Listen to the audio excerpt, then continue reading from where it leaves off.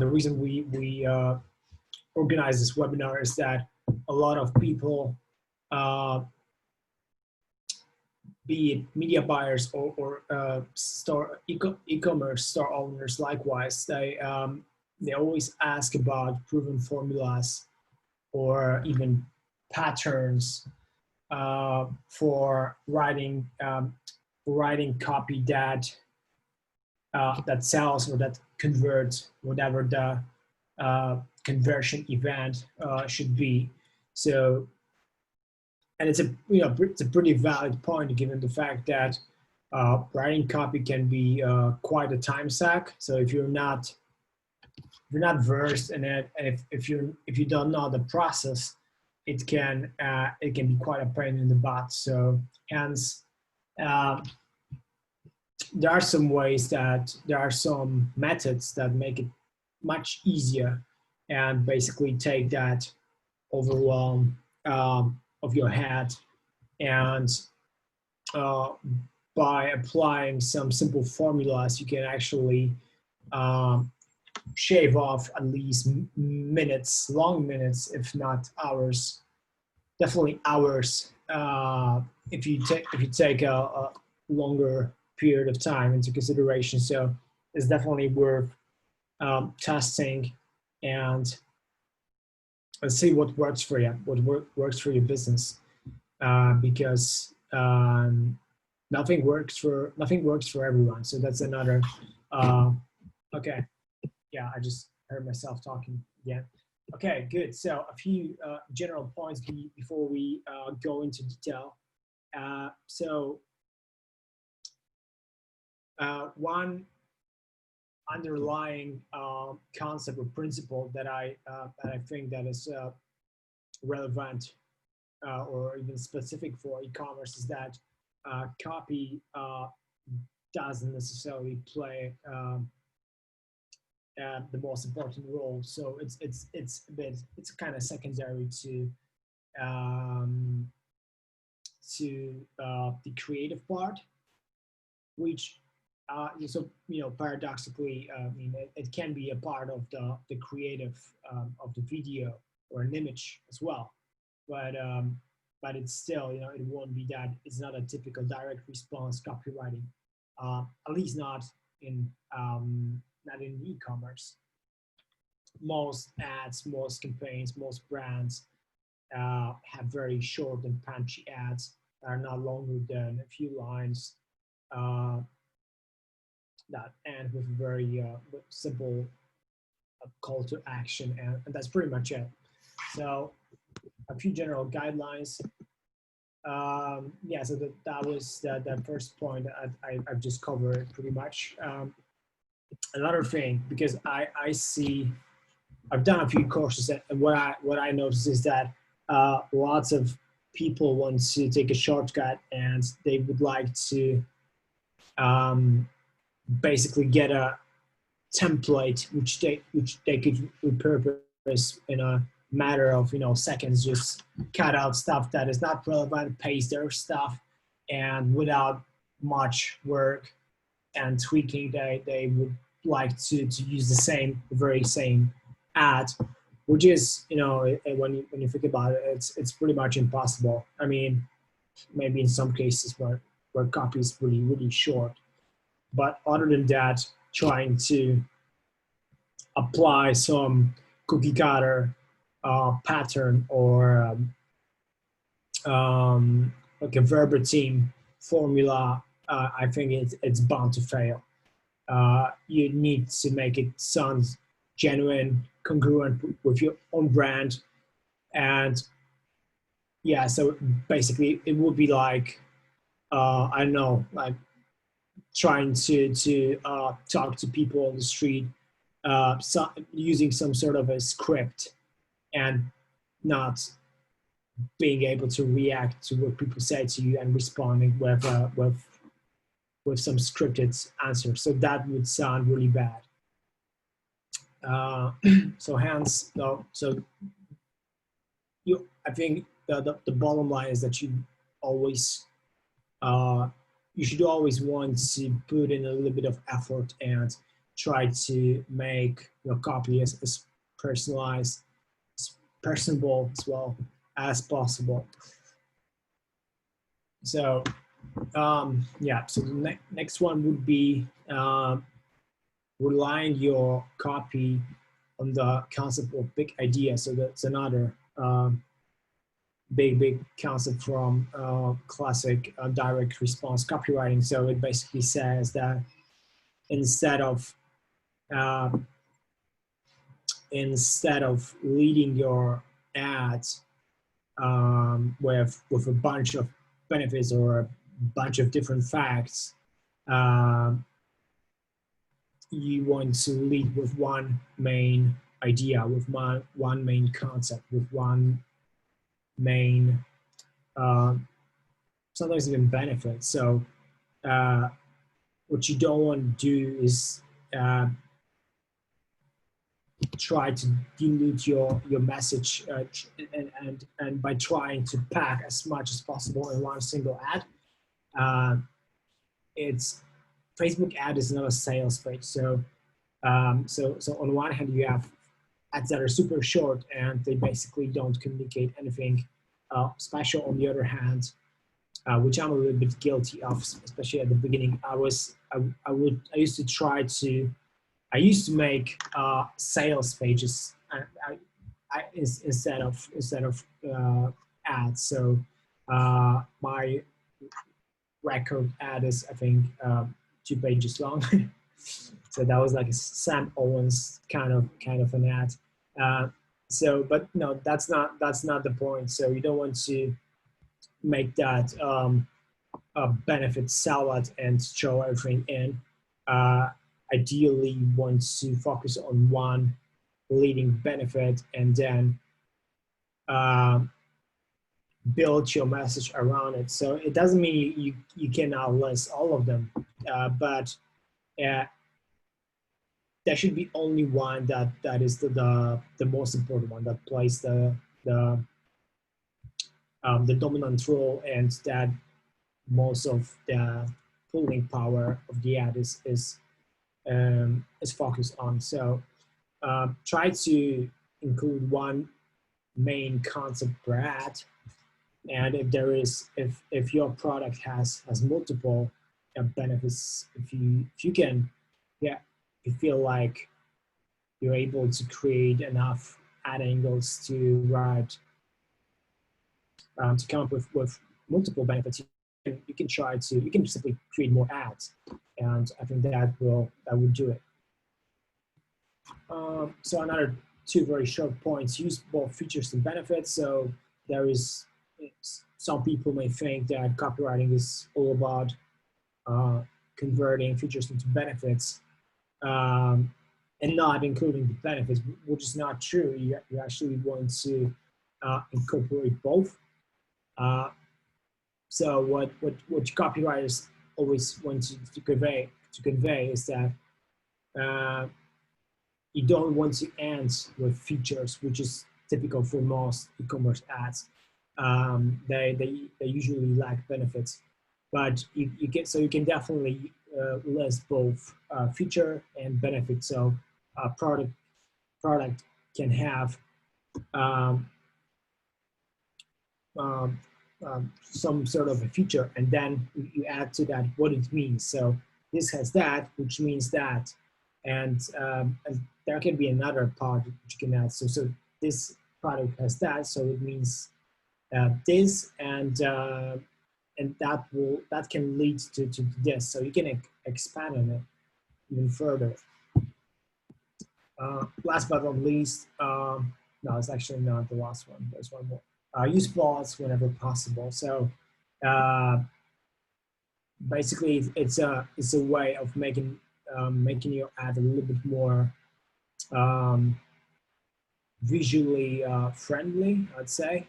So it just looks, the ads looks a little bit more digestible for an eye. So that serves as an eye relief on one hand. On the other hand, it helps with breaking your ad into into chunks. So one thing that you can screw up when you're writing is that you create super long sentences and don't really read it out loud, so you don't really catch it, especially if you don't use editors like Hemingway app, which shows you that when you paste your copy into Hemingway app editor, it basically highlights all clunky sentences and stuff like that. And if you don't use it, it's easy to fall into that trap and make your sentences super long. And so when you read it, it feels like you cannot have a breath because they are so long. It's really clunky to read. So overall, not a good experience if you stumble upon sentences. That's why if you use bots, you basically break it down into smaller chunks, and that makes it much easier to digest. Now, last but not least, call to action, but I think that's as obvious as it gets. So nothing to elaborate upon here. Okay, so let's move on straight to the formulas, and I divided them into three different stages. So typical for Facebook advertising, we've got top of funnel, then we've got a middle and bottom of funnel. I can't find it anywhere, but I'm sure I made some marking. So we'll get to that part later. Okay, the first formula, and the reason it's listed as the first one is that it's simply extremely popular, and I see it on a daily basis. Pretty much everyone is using it, perhaps because it's simply so effective. And if you think about it, there is something to it that makes people more engaged. Like there is some sort of it implies some sort of consequence. If something, then something. So if you identify with the if part of the statement, then part is something that you feel compelled to read. So an example of that would be,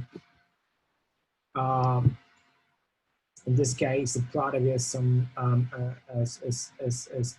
earbuds. So that's the product, and the ad says, if you're tired of earbuds where battery lasts 3 hours only, and it disconnects randomly, that is something for you. So I cut out a few parts of this ad just to present the point.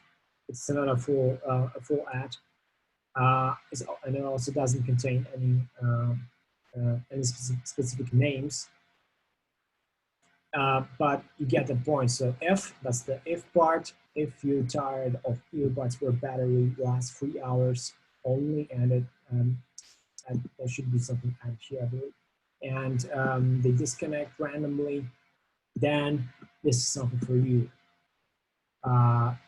Another example, this would be for shoes insoles. If your favorite flats leave your heels feeling like they've been pounding the concrete all day, then you're never long. So basically, you introduce a sentence that is built around some sort of a pain point. So by reading that, people either identify themselves with this struggle, with this pain point, or they disconnect. They might not be the right target audience. So it's fine that they skip. So you immediately qualify people that you want to reach, and you filter off the ones that you don't want to reach. So it's actually very useful.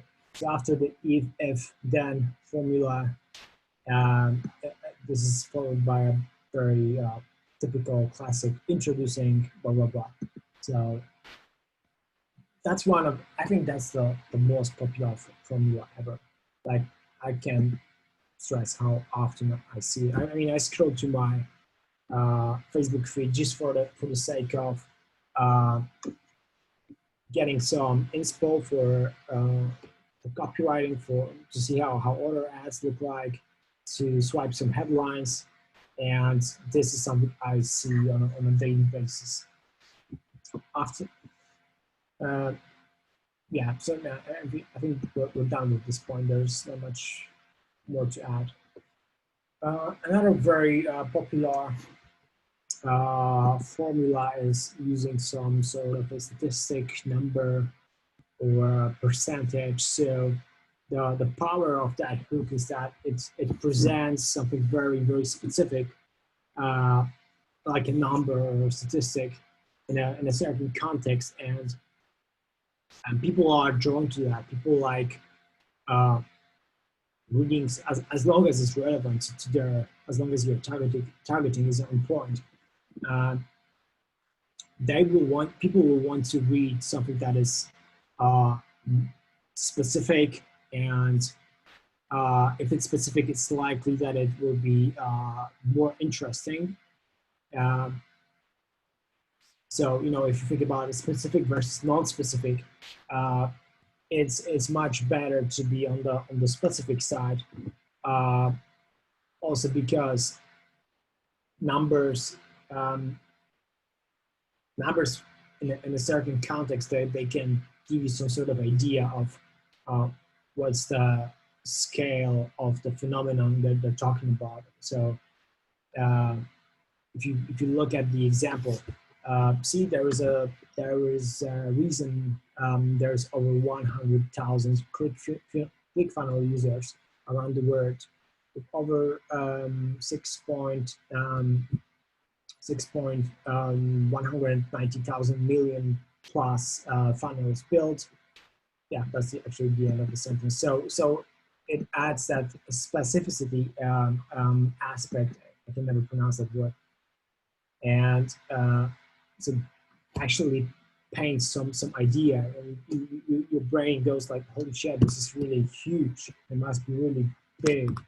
So that is, you know, much more effective compared to something like, we've got plenty of users, or, you know, we've got millions of users, stuff like that.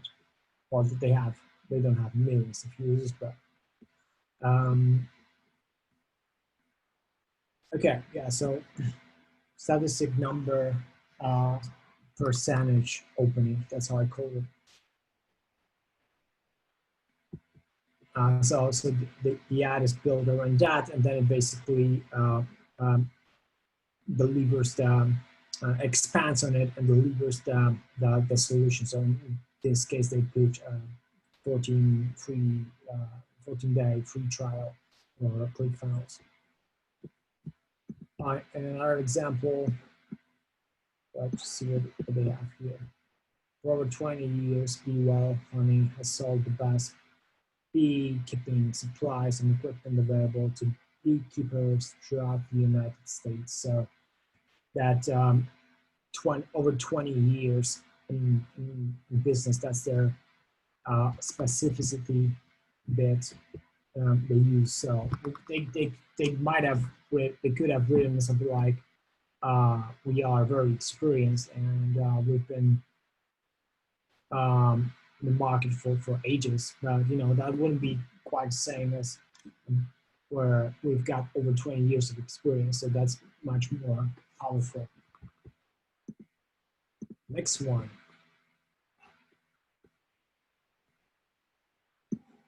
Nutker. So, by the way, these are not our clients, so that's why they're not.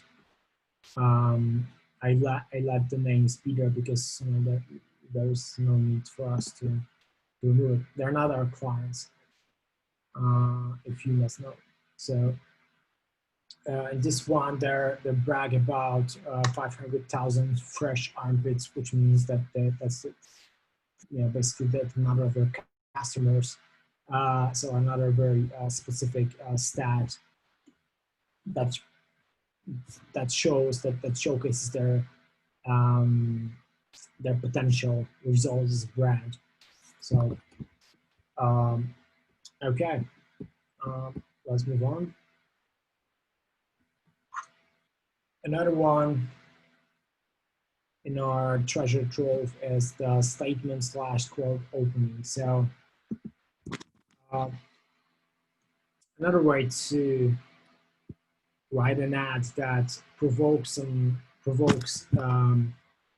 curiosity, gets your attention, creates some sort of emotion even, is coming up with some sort of a statement or a quote that is intriguing, shocking, something that is an established fact, and then you sort of go against the grain and defy it, or a quote of someone of some sort of a established guru in the given field or niche. So that works well. So it doesn't have to be specific, but it has to be interesting and provoking in some way. So let's look at the example. Of an ad that I think I've seen recently by Bill called the Crage. I'm not sure if I pronounced it right. But so he starts with a quote: "The ad copy is the most important thing they said." So the point of this ad is basically to disturb some well-known, established truth, and he presents some points that back it up. Another one. This one is a quote as well. So it starts with, "Build an agency," they said. "It will be fine," they said. So again, some sort of established truth that is being attacked by, that is being put to death by Kate Howard. So another very established person in marketing. So if you look at people who use these hooks like Bilko or Cat, you can rest assured that they must have gotten themselves some results, because these names are pre-established. So they either know what they're doing, or they test so much that even if it doesn't work, that doesn't matter very much. But it's a recurring pattern. I see it a lot, so I think there is some. It has some great potential. This one is another one. This is from by Chris Rochelier. It's a French name. I'm blaming for mispronunciation. It's not a quote. It's an actual statement. Why getting leads and sales from Facebook is not difficult when properly using the algorithm instead of abusing it. So it starts with why. So typically statements with why pull the reader in immediately, and he will basically not let you off the hook until you get to the very end of the ad, where he will, he's pitching some free training. So the bottom line is that it starts with a powerful statement that is probably contradictory to what is similar to the previous ads, and it undermines certain commonly established facts or truth, and it expands on it by presenting another point of view. This one is a no-brainer. It's a question opening. I see it a lot, like a lot. At the same time, I heard, and I think that was exactly the. I think it was Chris, the guy here. He's a very established info marketer who got his teeth on writing successful Facebook ads. it's not e-commerce, so it's a long form type of an ad. So I'm not 100% relevant to e-commerce, but he said that uh, questions don't work that well because everyone is using them, which is definitely he's got a point, and I can attest to that because when I scroll through my feed, I see a lot of ads that start with a question. So if you think about it, it's a no-brainer way to call your audience out. At the same time, when writing, you always want to aim at sounding like it's a user-generated content. So you don't want to. So for me, questions suggest slightly that there's an ad coming, or it's going to be some sort of the purpose of the ad is some sort of engagement. Someone is trying to get you engaged with something, with their post, or that's my personal impression. But if you think about it, it's just the lowest hanging fruit. If you don't know what to write, ask them a question. Are you struggling with this? Do you have this problem? Do you do this or that? Very simple. So although it may be effective, I think it's vastly overused as well. So it's up to you to test and see what works and what doesn't. Yeah, so. Okay, so Chris is here again, and another type of formula that I see a lot, but mostly for info products. So I will not spend too much time talking about it because for e-commerce, again, I don't think there is that much. There's a lot of application for slightly more complex formulas like this one.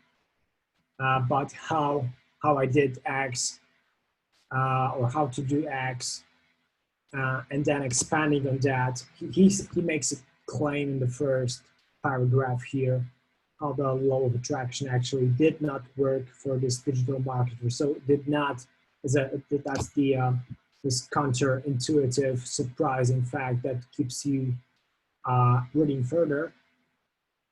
But the whole sentence here, the whole paragraph, is basically like a headline, and then the next one is an expansion, an expanse of that. So this purpose of this one is to hook you in, and then he basically he starts to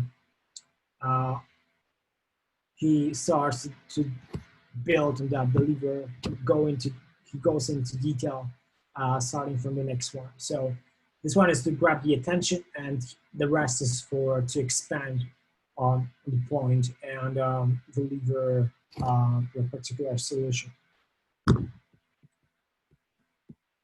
Another how formula, how we spend less time writing proposals but onboard more high-value clients with our blah, blah, blah. That reveals blah, blah, blah. Yeah, so again, they present certain mechanism, their unique selling proposition with how. The how implies that it's a question, and if it's a question, there should be an answer right thereafter. So another technique that keeps people hooked in and read until the end. Command opening. So basically, you start with your body copy, or whatever you call it. Headline or body copy. It starts with a command, and it compels people to do something in order to achieve or get something else. So in this case, LG Mobile, keep track of your ride while booking a flight for the next stop.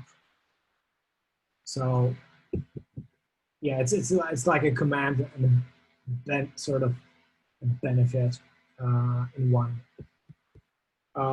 Pretty simple and there is not much thinking in it. As long as you know your product well, you don't have to sweat that much as in here if you want to use command opening. Leo star into the image if you dare. As simple as that. Really simple. So if you're probably an e-commerce, if you're selling physical products, you might want to say something like, use this or get this to have this or enjoy something else. So there's very little room to expand on that. So I think it's as straightforward as it gets. Really not much to talk about here. Call out. I don't see it being used often too much. Happens every now and then. So basically, what it does is it identifies the target audience members right from the get-go, so you don't have to sweat over coming up with some interesting hooks to basically call people out, coffee lovers or desert lovers, or yeah, I only got 2 examples. You call them out by a very direct call out in the first line, and if they feel engaged, if they feel like this is relevant for them, they will keep on reading. If not, they won't, and this way you will filter the curiosity clickers out, which is good for as far as your relevance score, the quality of leads is concerned. So you actually want that too. Last but not least, maybe not last, not yet. Okay, straight to the point, product page. So I don't see it used that much, but again, my feed is a result of what I follow, what I like, so it can look completely different in someone else's feed. But this one is this one is a no-brainer. It basically presents the product and it emphasizes the benefits, and that's it. That's it. I think that in this case, the video is the leverage. It's 11 seconds, so I think it's able to convey much more than that. The copy could, especially that it's something you that stimulates all your senses. You know? So it's better to look at a burger than to read about it. And I think that's the reason they use video. Yeah, so this one is even simpler. Introduces the copy introduces the name of the product, and the question engages the audience with some sort of a customization aspect. What's your favorite flavor? So probably you could customize these shoes, or there are plenty of different variations. So yeah, not much to discuss here. Same here. Very direct, very straight, very short. So these ones, I think they're like, if you're clueless what to write, like really have no idea, then just simply write about a product. Like if you don't have a copywriter in your team, or if you suck at writing copy, if you hate it, some people do, then just try to squeeze as many benefits out of your product. Write about products and showing some sort of a discount, maybe some sort of incentive, and cap it off with a call to action. This one might be a retargeting ad. Hard to tell, but yeah, it could be. Another one I identified by looking at hundreds or if not thousands of ads is that uh, it's a little bit more fancy way to write when you say that X meets Y. So fashion meets function with new everything harness featuring a no-pull D-ring to make walks easier than ever. So if you have a product that um, combines two different aspects. So another example would be, we have it here, no we don't have, but I can use it, tell what I wrote from the top of my memory, and that was for shoes and soles. Yeah, that was the one. And so they basically, their USP was that their insoles weren't these typical orthopedic looking ugly insoles, but they look more stylish. So the ad would go style meets comfort and beauty, something like that. So putting together two typically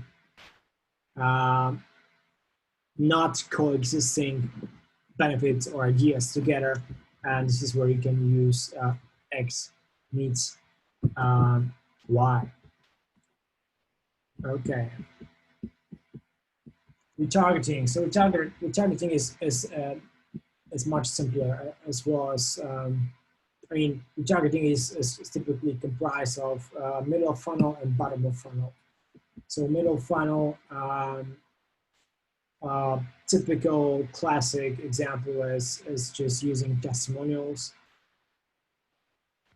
And the way I do it and way I see many people do it in their ads is that you always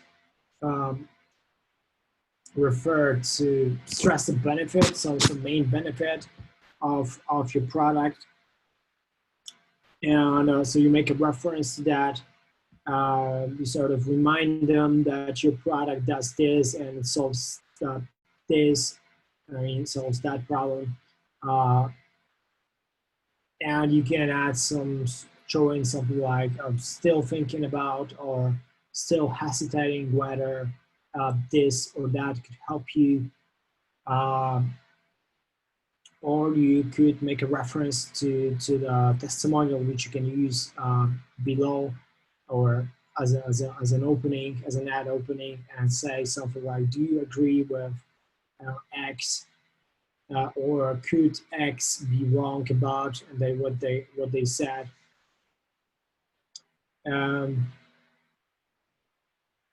Or you could say something like, our product or this does this, or this will help you achieve this, but don't take a word for it. So be a little bit playful with that. Say something counterintuitive and back it up with a testimonial. Don't take a word for it.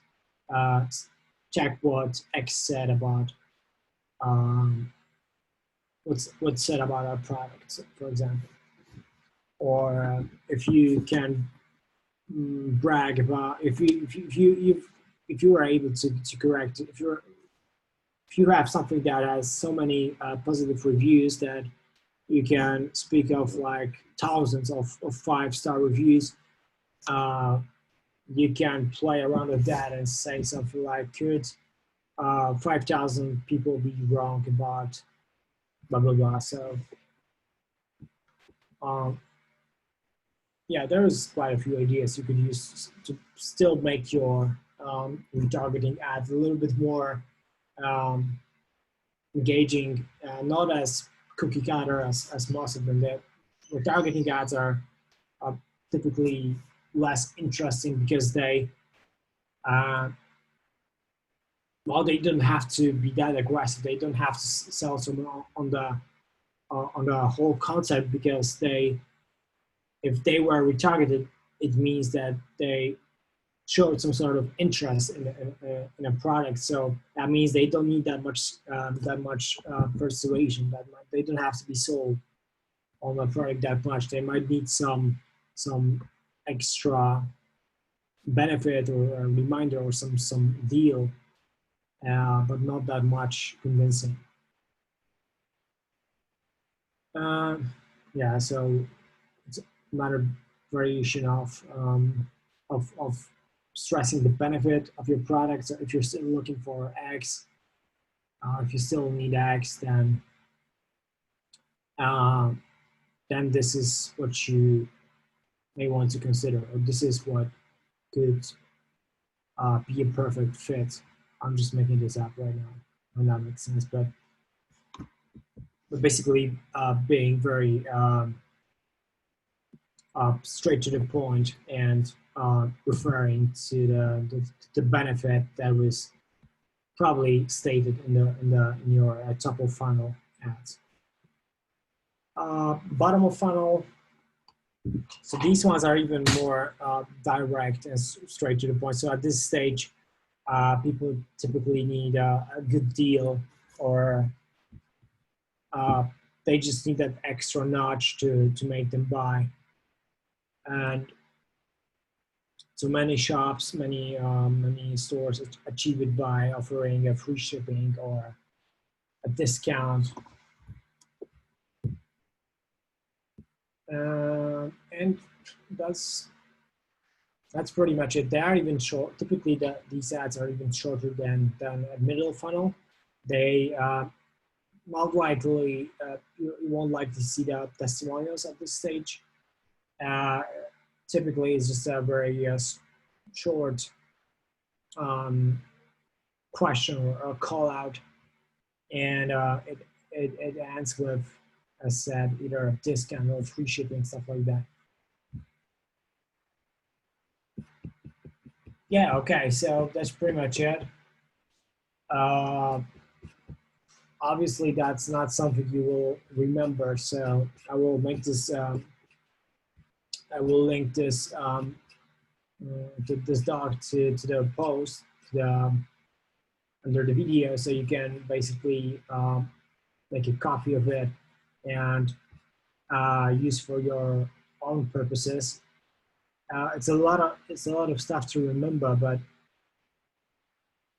again, it's not like you basically want to, depending on what you're selling, but you most likely you will not be able to try it all out.